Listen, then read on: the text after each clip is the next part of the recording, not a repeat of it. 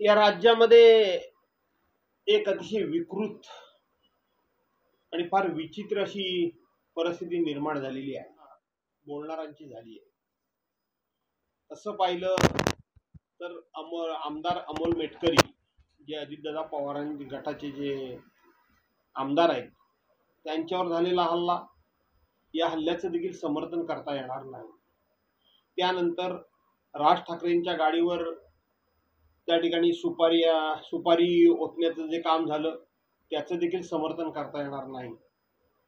आणि त्याचबरोबर माननीय उद्धवसाहेब ठाकरे यांच्या गाडीवर ज्या पद्धतीनं नारळ फेकणं वगैरे इतर वस्तू फेकणं झालं याचा तर निषेध करावा तेवढा थोडा आहे।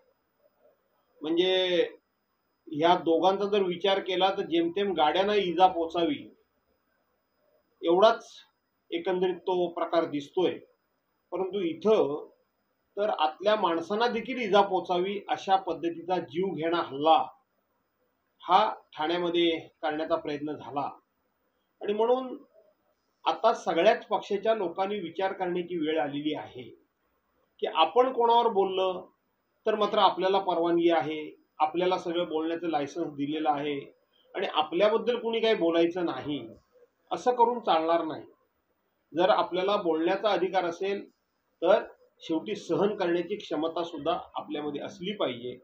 आणि म्हणून आता सगळ्याच पक्षाच्या नेत्यांनी ही विचार करण्याची वेळ आलेली आहे की झालं ते बस झालं, असंच जर होत राहिलं तर शेवटी कोणालाही कुठेही फिरणं कठीण जाईल। त्यामुळं ह्या गोष्टी आता इथेच थांबाव्या आणि थांबवल्या जाव्या असं माझं आव्हान आणि विनंती आहे। तर पुन्हा एकदा मराठा आरक्षण आणि जरांगेंच्या उपोषणासंदर्भामध्ये वारंवार अल्टिमेटम दिलं जात आहे, कशा पद्धतीने हा विषय हाताळला गेला पाहिजे? असं आहे की सरकार मधलेच मंत्री आणि सरकारच मराठा विरुद्ध ओबीसी हा लढा लावण्याचा सातत्यानं प्रयत्न करत आहे, परंतु त्यांच्या ह्या कुटील डावाला मराठा समाज देखील बळी पडत नाहीये आणि ओबीसी समाज देखील बळी पडत नाहीये। त्यामुळं सरकारच अस्वस्थ झालेलं आहे आणि म्हणून सरकार सातत्यानं हा विषय कसा वाढेल याकरता म्हणून सरकारच्या कडूनच जाणीवपूर्वक काही गोष्टी, काही निर्णय आणि काही हालचाली केल्या जात आहेत। ते आता एक नवीन त्यांनी फंडा काढला की पवार साहेबांचं मराठा आरक्षणाबद्दल मत काय, उद्धव साहेबांचं मराठा आरक्षणाबद्दल मत काय। आमच्या नेत्यांनी या संदर्भामध्ये आपलं मत स्पष्टपणे नोंदवलेलं आहे की तुम्ही ज्यांना आरक्षण तुम्हाला द्यायचे आहेत त्या सर्वांना आरक्षण द्या, आम्ही सरकारच्या मागे उभे आहोत।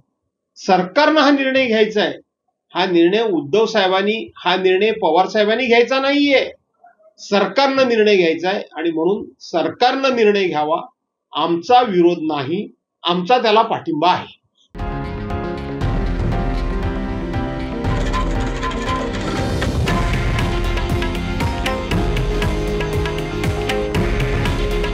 हे आहे देशातील नंबर 1 न्यूज नेटवर्क आणि आपण पाहत आहात TV9 मराठी।